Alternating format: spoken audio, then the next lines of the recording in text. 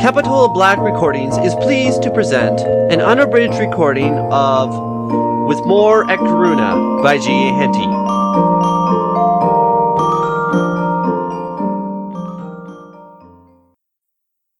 Chapter 11. An Escape.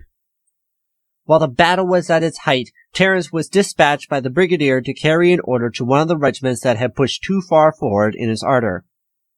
Scrambling over rough ground and occasionally leaping a wall, he reached the colonel.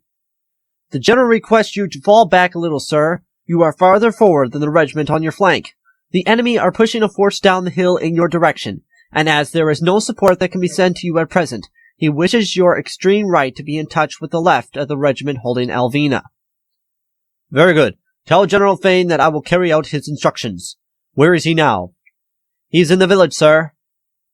Terrence turned his horse to ride back. The din of battle was almost bewildering. A desperate conflict was going on in front of the village, where every wall was obstinately contested, the regiment being hotly engaged with a French force that was rapidly increasing in strength.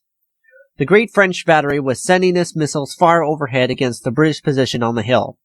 The British guns were playing on the French troops beyond the village, and the French light field pieces were pouring their fire into Alvina.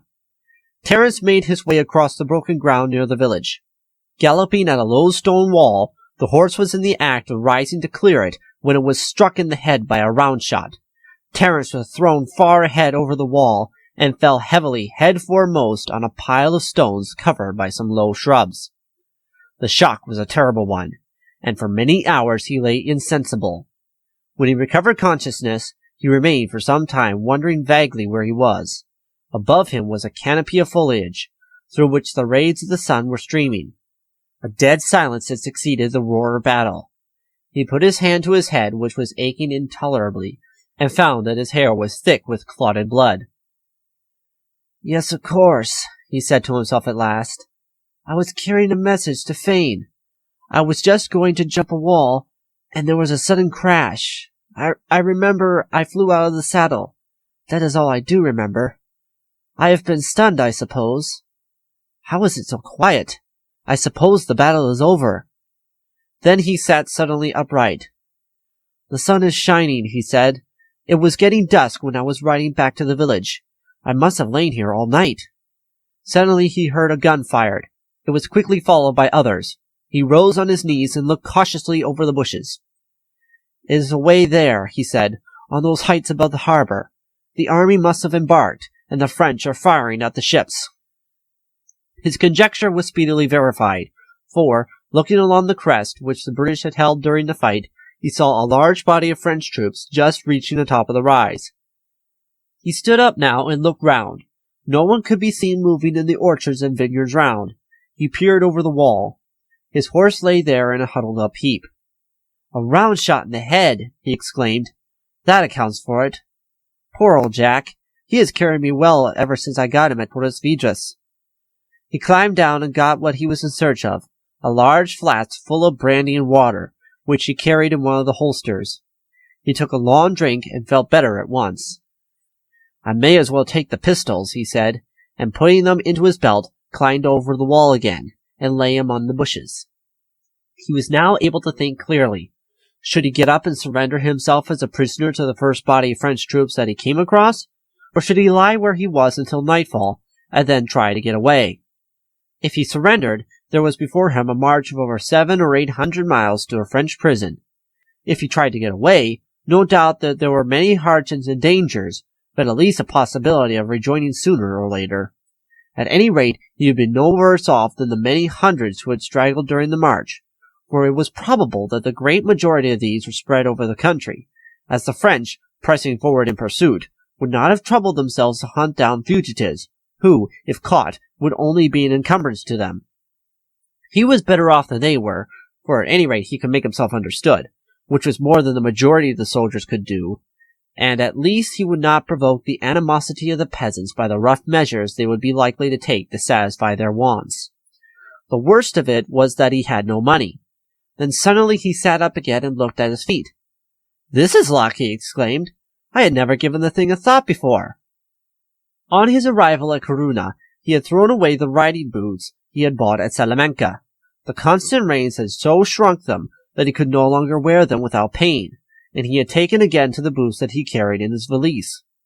From the time when, at his father's suggestion, he had had extra soles placed on them, above which were hidden 15 guineas. The fact of the money being there had never once occurred to him. He had had sufficient cash about him to pay for purchases in Salamanca and on the road, and indeed had 5 guineas still in his pocket, though he had drawn no pay from the time of leaving Torres Vedras. The discovery decided him. With 20 guineas he could pay his way for months, and he determined to make the attempt to escape. The firing continued for some time and then ceased. The fleet must have got out, he said to himself. It is certain that the French have not taken Corunna. We were getting the best of it up to the time I was hurt, and it would be dark in another half hour, and there could be no fighting on ground as this after that. Besides, Corunna is a strong fortress, and we could have held out there for weeks, for Soult can have no battering train with him. Besides, everything was ready for embarkation, and I know that it was intended, whether we won or lost, that the troops should go on board in the night. As he lay there, he could occasionally hear the sounds of drums and trumpets, as the troops marched from their positions on the night before, to take up others nearer to the town. At times he heard voices, and knew that they were searching for wounded over the ground that had been so desperately contested. But the spot where he was laying lay between the village and the ground where the regiment he had gone to order back had been engaged with the enemy, and as no fighting had taken place there, it was unlikely that the search parties would go over it. This indeed proved to be the case, and after a time he fell off to sleep, and did not wake until night was closing in. He was hungry now, and again crossing the wall he took half a chicken and a piece of bread that a servant had thrust into his wallet just before starting, and made a hearty meal. He unbuckled his sword and left it behind him. He had his pistols, and a sword would only be an encumbrance. As soon as it became quite dark, he made his way cautiously down the valley, past the spot where the French column had suffered so heavily, and then, turning to the left, traversed the narrow plain that divided the position on which the French heavy battery had been placed, and the plateau on which their cavalry had been massed. Numerous fires blazed in the wide valley behind, where the reserve had been stationed on the previous morning, and he doubted not that the French cavalry were there, especially as he found no signs of life on the plateau above. Coming presently on a small stream, he bathed his head for a considerable time, and then proceeded on his way, feeling much brighter and fresher than he had done before. The ground began to ascend more steeply, and after an hour's walking he stood on the crest of the hill and looked down on the position that the French had held, and beyond it on Corunna and the sea. The cold was extreme. He had brought with him his greatcoat and blanket, and, wrapping himself in these, lay down in a sheltered position and slept again till morning broke. His head was now better, and he was able to think more clearly than he could the day before. The first thing was to decide as to his course. It would be dangerous to make direct for the frontier of Portugal. Now that the British army had embarked, Soult would be free to undertake operations in that country, and would doubtless shortly put his troops in motion in that direction, and his cavalry would be scattering all over the province collecting provisions. Moreover, there would be the terrible range of the Tres Montes to pass, and no certainty whatever of being well received by the Portuguese peasants north of Oporto. His constant study of the staff maps was now of great assistance to him. He determined to turn west until he reached the river Minho, some distance below Lugo, which he could do by skirting the top of the hills. He would therefore strike it somewhere about the point where the river Sil joined it, and following this, would find himself at the foot of the Cantabrian hills, dividing the Asturias from Leon. Then he could be guided by circumstances, and could either cross these mountains and make for a seaport, or could journey down through Leon to Ciudad Rodrigo, which was still held by a Spanish garrison, and from there make his way through Portugal to Lisbon. He questioned whether it be wise for him to attempt to get the dress of a Spanish peasant instead of his uniform. But he finally decided that until he was beyond any risk of being captured by parties from either Soult or Ney's armies, it would be better to continue in uniform. If taken in that dress, it would be seen that he was a straggler from Moore's army, and he would be simply treated as a prisoner of war. While, if taken in the dress of a peasant, he would be liable to be treated as a spy and shot. Having made up his mind, he started at once, and in 3 hours was at the foot of the hills on the other side of which ran the road from Lugo to Corunna, which proved so disastrous to the army. He presently arrived at a small hamlet, and the children in the streets ran shrieking away as they saw him. Women appeared at the doors and looked out anxiously. They had not before seen a British uniform, and at once supposed that he was French. Seeing that he was alone, several men armed with clubs and picks came out. "I am an English officer," he said, "and I desire food and shelter for a few hours. I have money to pay for it." The peasants at once came round him. Confused accounts had reached them of the doings on the other side of the hills. They knew that an English army had marched from Lugo to Corunna, hotly pursued by the French, but they had heard nothing of what had happened afterwards. They eagerly asked for news. Terrance told them that there had been a great battle outside of Corunna, that the French had been repulsed with much loss, and that the English had embarked on board ships to take them round to Lisbon, there to march east to meet the French again. Nothing could be kinder than the treatment he received. They told him that Ney's army was between the Sil and Lugo, but that no French troops had crossed the Minho as yet. They were eager to know why the English, if they had beaten the French, sailed away. But when he said that Soult would have been joined by Ney in a couple of days, and would then be well nigh double the strength of the British, who would be so hotly pressed that they would be unable to embark, the peasants saw that what they considered their desertion could not have been avoided.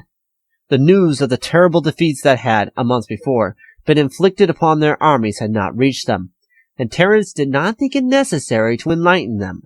He told them that the march north of the English had been intended to bring all the French forces in that direction, and so to enable the Spanish armies to operate successfully, and that not only Soult and Ney, but Napoleon himself had been drawn off from the south in pursuit of them. They were filled with satisfaction, and he was at once taken into one of the cottages. A good meal was shortly placed before him. His head was carefully bandaged, and he was then asked how it was he had not embarked with the rest of the army. He related how he had been left behind, and then asked them their opinion as to his best course, telling them the plan he himself had formed. They agreed at once that this was the wisest one, but that it would be dangerous to try it until Ney's force had moved from its present position. They knew that he had a division at Orens on the Minho, and that parties of his cavalry had scoured the plain as far as the river Ula, and urged upon him to remain with them until some news was obtained of the movements of the French army. He gladly accepted the invitation, and for a couple of days remained at the little hamlet. One of the peasants came in at the end of that time, saying that the French in Corunna had crossed the mountains and had arrived at Santiago, 20 miles distant, and that their cavalry were scouring the country. He also brought news that Romana was at Toabado, and that he had but 2,000 or 3,000 men with him, the rest having been routed and cut up by the French cavalry. Terrance at once determined to join him. The fact that he still had some troops with him had no influence in causing him to form this resolution. Romana had been so often defeated that he knew that his men would, after their recent misfortunes, scatter at once before even the weakest French detachment. But Romana himself knew the country well, was a man of great resource and activity, and was likely to evade all efforts to capture him. He thought then that by joining him and sharing his fortunes, he was more likely to have some opportunity of making his way to Lisbon than he would have if left to his own resources, especially as he had no doubt that Soult would have once prepared to invade Portugal by occupying all the passes, and thus render it next to impossible to journey thither alone and on foot. One of the peasants offered to guide him across the hills to Toabado. They started at once, and at daybreak next morning reached the village. As Romana had been several times in personal communication with Sir John Moore, Terrance was acquainted with his appearance, and seeing him standing at the door of the principal house of the village, went up to him and saluted him. The latter looked upon him with great surprise. "How have you managed to pass through the French?" he asked. "I have seen none of them, Marquis. I was wounded in the battle of Corunna, and after lying insensible all that night, found, when I recovered in the morning, that the French had advanced, and that I was in their rear. I heard their guns from the heights above the town, and knew that our army had gained their transports. I lay concealed all day and then crossed the mountains, and have been resting for 2 days at a village on the other side of the hills. The news came that you were here, and it decided to join you at once. I was on the staff of General Fane, and knowing the duties of an aide-de-camp, thought I might make myself useful to you until there was an opportunity of my rejoining a British force." "You are welcome, sir," Romana said courteously. It was only this morning that we learned from a prisoner that my men took that you had been driven back before Corunna and had embarked safely. I was in great fear that your army may have been captured. I see that you have been wounded on the head. It can scarcely be called a wound, Marquis. I was carrying a message on the battlefield. When I was taking a wall, my horse was struck with a round shot. I was thrown over his head onto a heap of rough stones. It was a marvel to me that I was not killed. I am just going to breakfast, Signor, and shall be glad if you would join me. I have no doubt that you will do justice to it. Romana, who commanded the Spanish troops which had escaped from Holland, was the most energetic of the Spanish generals. Defeated often, he was speedily at the head of fresh gatherings, and ready to take the field again. As a partisan chief, he was excellent, but possessed no military talent, and was, like the Spaniards generally, full of grand but utterly impracticable schemes, and, in spite of his experience to the contrary, confident that the Spaniards would overthrow the French. I have been unfortunate, he said, in reply to the inquiry as to how many troops he had with him. At your English general's request, I took a different course with my army to that which he was pursuing, in order that his magazines should be untouched. I crossed his line of retreat, but unfortunately, Franceschi's cavalry came down upon us, cut up my artillery and infantry, and scattered my force entirely. However, some 3,000 have rejoined, and I expect in a short time to be at the head of 20,000. I ought to have more, but these Galician peasants are stubborn fellows. They know nothing of the affairs of Spain, and although they will fight in defense of their own villages, they have no interest in anything beyond, and hang back from joining an army that might operate outside their province. You see, until now, it has been untouched by war. They have suffered in no way from the French extortions and outrages.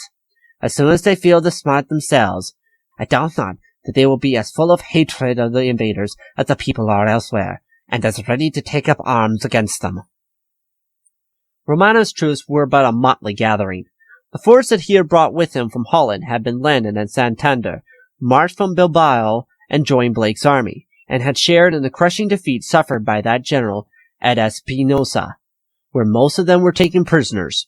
They were again incorporated in the French army, and afterwards took part in the Russian campaign, and in the retreat no less than 4,000 of them were taken prisoners by the Russians, and handed over by them to the British transports sent to Kronstadt to fetch them.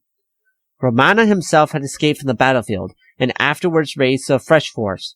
This had dwindled away from 15,000 to 5,000 when he joined Moore on his advance, and now amounted to barely 2,000, of whom the greater portion had thrown away their arms in their flight. On the following day, Romana, with a small body of cavalry, left to Abado, crossed the Minho, descended into the valley of the Timiga, and took refuge close to the Portuguese frontier line.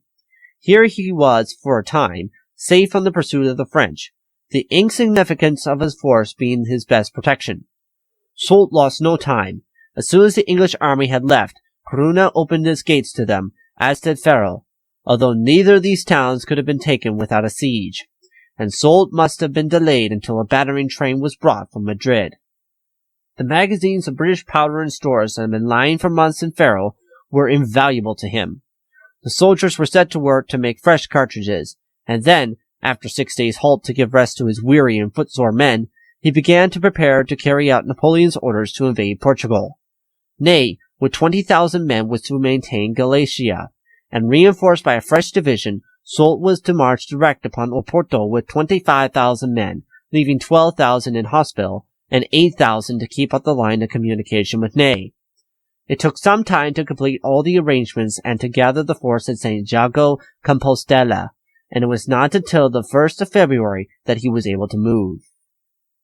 On the day of his arrival on the frontier, Romana dispatched Terrance to Sir John Craddock, who now commanded the British troops in Portugal, which had been augmented by fresh arrivals from England until their numbers almost equaled that of the force with which Sir John Moore marched into Spain. Romana asked that the arms and money should be sent to him, promising to harass the French advance and cut their communications from the rear. Terrance gladly consented to carry his dispatch. He was furnished with one of the best horses in the troop, and at once started on his journey. It was a long and harassing one. Many ranges of mountains and hills had to be crossed by roads difficult in the extreme at the best of times, but almost impassable in winter. 3 times he was seized by parties of Portuguese militia and raw levies, but was released on convincing their leaders that he was the bearer of a communication to the English general. The distance to be traveled was, in a direct line, over 230 miles. This was greatly increased by the circuitous nature of the route through the mountainous country, so that it took 9 days, and would have much exceeded this time had Terrance not found a British force at Coimbra and there exchanged his worn-out animal for a fresh one, placed at his disposal by the officer in command. Craddock was experiencing exactly the same difficulties that Moore had done. The Spanish and Portuguese authorities united in pressing him to the advance, the former urging upon him that his presence would be the signal for the Spanish armies in the south to unite and entirely overthrow the French, while the latter were desirous that he should march to Ciudad Rodrigo, defeat the French at Salamanca, and so protect Portugal from invasion from that side. That Portugal might be attacked from the north and south simultaneously by Soult and Victor did not enter into their calculations, but while urging in advance, the junta would take no steps whatever to enable the army to move. They would neither afford him facilities for collecting transport, nor order the roads that he would have to traverse to be put in order, and thwarted all his efforts to raise a strong force among the Portuguese. There was indeed some improvement in the latter respect. At their own request, Lord Beresford had been sent out from England to take the command of the Portuguese armies, and as he had brought many British officers with him, some 20,000 men had been armed and drilled, and could be reckoned upon to do some service. If employed with British troops to give them backbone, the Portuguese peasantry were strong and robust, and by nature courageous, and needed only the discipline that they could not receive from their own officers, to turn them into valuable troops. According to the law of the country, every man was liable for service, and had the corrupt junta been dismissed, and the full power been given to the British, an army of 250,000 men might have been placed in the field for the defense of the country, with a proper supply of arms and money. But so far from assisting, the junta threw every possible impediment in the way. They feared that any real national effort, if successful, would get altogether beyond their control, and that they would lose the power that enabled them to enrich themselves at the expense of the people. Not only that, but they were engaged in a struggle for supremacy with the junta of Oporto, which was striving by every legal means to render itself the supreme authority of the whole of Portugal. Terrance had hoped that when he arrived at Lisbon, he should meet the army he had left at Corunna, for Sir John Moore's instructions had been precise that the fleet was to go thither. These instructions, however, had been disobeyed, and the fleet had sailed direct for England. It had on the way encountered a great storm, which had scattered it in all directions. Several of the ships were wrecked on the coast of England, and the army which would have been of inestimable service at Lisbon now served only, by the tattered garments and emaciated frames of the soldiers, to excite a burst of misplaced indignation against the memory of the general whose genius had saved it from destruction. On arriving at headquarters and stating his errand, Terrance was at once admitted to the room where Sir John Craddock was at work. "I am told, sir, that you are a bearer of a dispatch from the Spanish General Romana. Before I open it, will you explain how it was that you came to be with him?" Terrance gave a brief account of the manner in which, after being left behind on the field of Corunna, he had succeeded in joining Romana, which had at first been severe, softened as he proceeded. "That is altogether satisfactory, Mr. O'Conner," he said. "I feared that you might have been one of the stragglers, among whom I fear were many officers, as well as thousands of men belonging to Sir John Moore's army. We received news of his glorious fight at Corunna, and the embarkation of his army, by a ship that arrived here but 3 days since from that port. Have you heard of the death of that noble soldier himself?" "No, sir," Terrance replied, much shocked at the news. "That is a terrible loss indeed. He was greatly loved by the army. He saw into every matter himself, was with the rearguard all through the retreat, and labored night and day to maintain order and discipline, and it was assuredly no fault of his if he failed." "Was your own regiment in the rearguard?" "Yes, sir. It had the honor of being specially chosen by Sir John Moore for its steadiness and good conduct. I was not with it, but was one of the Brigadier General Fane's aide-de-camp. It was while carrying a message to him that my horse was killed, and I myself stunned by being thrown onto a heap of stones." Sir John Craddock nodded, and then opened Romana's dispatch. He raised his eyebrows slightly. He had been accustomed to such appeals for arms and money, and knew how valueless were the promises that accompanied them. "What force has General Romana with him?" "Some 200 cavalry and 3,000 or 4,000 peasants, about a quarter of whom only are armed." "He says that he expects to be joined by 20,000 men in a few days. Have you any means of judging whether this statement is well-founded?" "That I cannot say. General Romana seems to me to be a man of greater energy than any Spaniard I have hitherto met, and I know that he has already sent messages to the priests throughout that part of Galicia, urging upon the necessity of using their influence among the peasantry. He got a force together in a very short time, after the complete defeat and capture of his own command by the French, at the time of Blake's defeat. And I think that he might do so again, though whether they would be of any use whatever in the field I cannot say. But should Soult advance into Portugal, I should think that bands of this sort might very much harass him." "No doubt they might do so.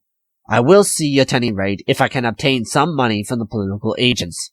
I have next to nothing in my military chest, and our forces are at a standstill for the want of it. But that does not seem to matter. While our troops are ill-fed, ragged, almost shoeless, and unpaid, every Spanish or Portuguese rascal who holds out his hand can get it filled with gold. As to our arms, they are in the first place wanted for the purpose of the Portuguese militia, who are likely to be a good deal more useful than these irregular bands, and in the second place, there are no means whatever of conveying even 100 muskets, let alone the 10,000 that Romana is good enough to ask for. By the way, are you aware whether Sir John Moore intended the army to sail to England?" "Certainly not, sir. I know that up to the moment the battle began, the preparation for the embarkation went on unceasingly, and General Fane told me the night before that we were to be taken here. Whether Sir John may, at the last moment, have countermanded that order, I am unable to say." "Yes, I know that it was his intention, for I received a letter from him, written after his arrival at Corunna, saying that the embarkation could not be effected without a battle, and that if he beat Soult, he should at once embark and bring the troops round here, as Ney's approaching force would render Corunna untenable. Just at present, the arrival of 20,000 tried troops would be invaluable.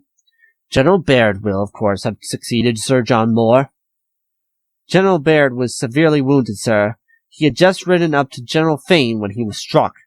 General Hope would therefore be in command after Sir John Moore was killed." "I have heard no particulars of the battle," Sir John said, "beyond that it has been fought, and Soult has been driven back, and that Sir John Moore is killed, and that the army has embarked safely. And do I understand you that it was towards the end of the battle that you were hurt?" "It was getting dusk at that time, General, but I cannot say how long fighting went on afterwards." "Will you please to sit down at the table and give me, as nearly as you can, a sketch of the position of our troops and those of the French, and then explain to me, as far as you may have seen or known, the movements of the corps and the course of events?" As Terrance had, the evening before, seen a sketch map on which General Fane had written the names and positions of the British force and those of the French, he was able to draw one closely approximating to it. In 10 minutes he got up and handed the sketch to Sir John Craddock. "I'm afraid it's very rough, sir," he said, "but I think that it may give you an idea of the position of the town and the neighboring heights, and the position occupied by our troops." "Excellent, Mr. O'Conner." "I had the advantage of seeing a sketch map that the brigadier drew out, sir." "Well benefited from it. Now point out to me the various movements. It seems to me that this large French battery must have galled the whole line terribly, but on the other hand, it is itself very exposed." "General Fane said, sir, that he thought Soult was likely to be overconfident. Our army was in frightful confusion on the retreat from Lugo, and the number of stragglers was enormous. Although many came in the next day, the field stage showed that over 2,000 were still absent from the colors. The brigadier was observing that there was one advantage in this, namely, that Soult would suppose that the whole army was disorganized, and might therefore take more liberties than he would otherwise have done, and that at any rate he was likely to rely upon his great force of cavalry on this plateau to cover the battery hill from any attack on his left flank. It was for that purpose that General Paget posted one of the regiments on this eminence on the right of the valley, which had the effect of completely checking the French cavalry. He then related the incidents of the battle as far as they come under his notice. A very ably fought battle, Sir John Craddock said as he followed on the map Terrence's account of the movements. Soult apparently miscalculated Sir John's strengths and the fighting powers of his troops. He hurled his whole force directly against the position, specially endeavoring to turn our right, but the force he employed there was altogether insufficient for the purpose. From his position, I gathered that he would not have known of the existence of Paget's reserve up the valley, but he must have seen Fraser's division on the hill above Corunna. I suppose he reckoned that this turning movement would shake the British position, throw them into confusion, and enable his direct attack to be successful before Fraser could come to their support. I am very much obliged to you for your description, Mr. O'Conner. It is very clear and lucid. I will write a note, which you shall take to Mr. Villiers, and it is possible that you may get help from him for Romana. I shall be glad if you would dine with me here at 6 o'clock. I am very much obliged to you, General, but I have nothing but the uniform in which I stand, which is, as you see, almost in rags, and stained with mire and blood. I think it is probable that you will have no difficulty in buying a French uniform in the city. So many officers have come out here with exaggerated ideas of the amount of transport, and they have had to cut down their wardrobes to a very large extent. He touched the bell. Will you ask Captain Nelson to step in? He said to the clerk who answered. Captain Nelson, he said as one of his staff entered, I want you to take Mr. O'Conner under your charge. He has just arrived from the north, and was present at the Battle of Corunna. He was on Brigadier Fane's staff. As at present he is unattached, I shall put him down in orders tomorrow as an extra aide de camp on my staff. He will be leaving tomorrow for the northern frontier. I wish you to see if you cannot get him in undress uniform. He belongs to the infantry. I will give you an order on the paymaster, Mr. O'Conner, to honor your draft for any amount you may need. I dare say you are in arrears of pay. Yes, Sir John. I have drawn nothing since we marched from Torres Vedras in October. Thank you for listening to Capitol Black Recordings. I hope you have enjoyed this recording of With More at Corunna by G.A. Henty.